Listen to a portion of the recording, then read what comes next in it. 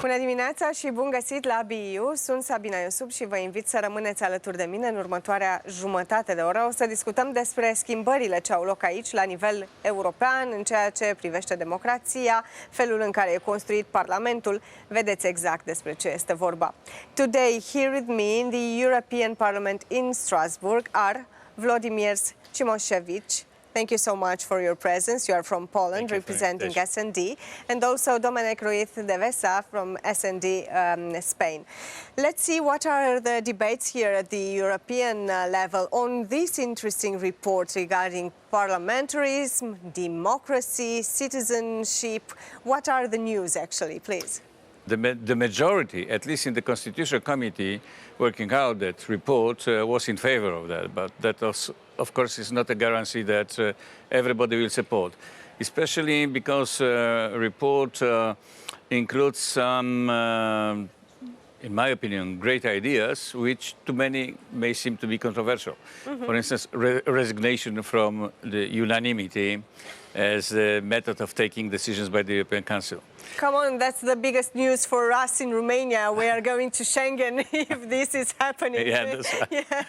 For many, I'm international lawyer, and for me it is very important that adopting decisions concerning foreign policy, common foreign policy, by the majority would make European Union a much more important and active player on international global scene.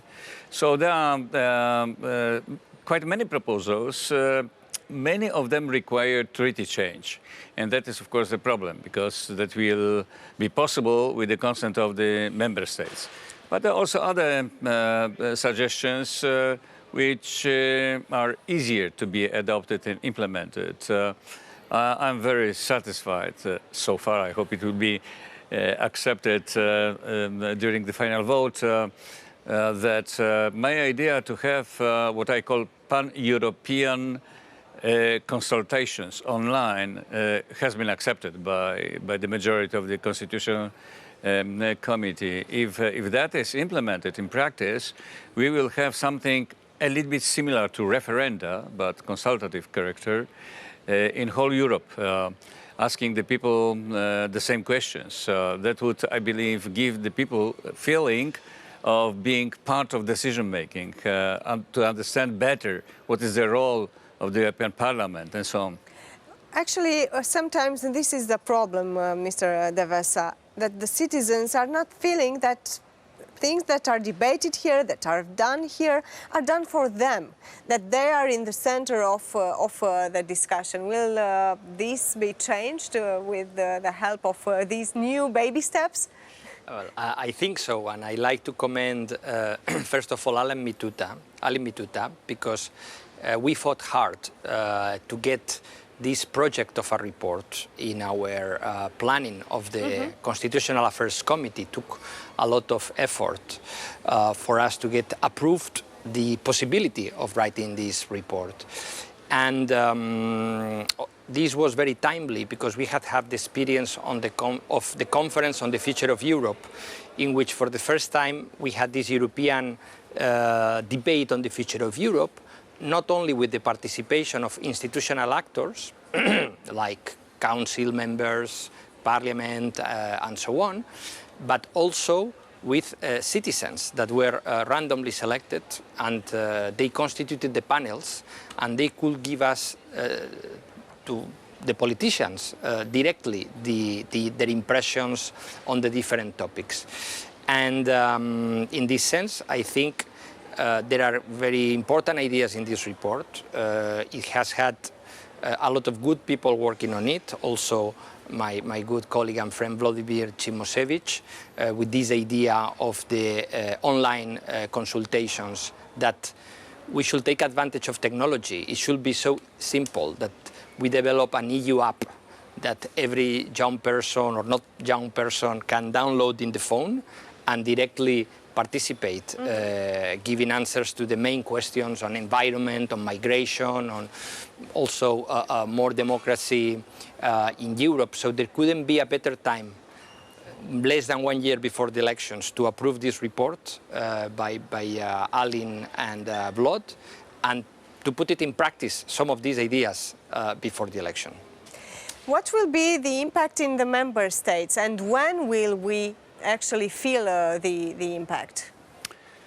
Some suggestions, as I said, can be implemented without treaty change. What European Parliament proposes itself can be then used by the European Parliament.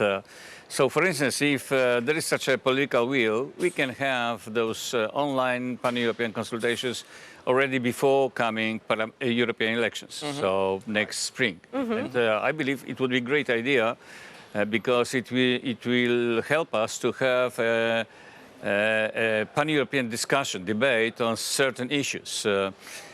Which is needed. So far, we are discussing European problems domestically in member states. Exactly. Not across. And that kind of pan-European consultation will allow us also to create a European public opinion. Will give the people the feeling that they are together, deciding about common problems, common future, and so on.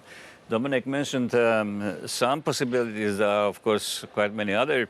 After COVID, after the tragic experience of COVID, we probably can also consult people if they truly support the idea of having health union. Health union, of course. As an element of the European integration, as an element of the European Union.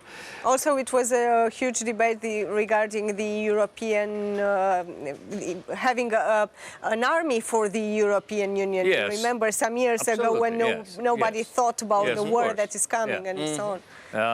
But other issues, of course, they require direct involvement of the member states. Without that, of course, without possible future intergovernmental conference on treaty change, possible treaty changes, that is not going to happen. But fortunately, in the same time when we worked on that report, we've been working on other important reports, including direct proposals of treaty changes. And that was Verhofstadt, there was our friends from our group, from other groups, and so on.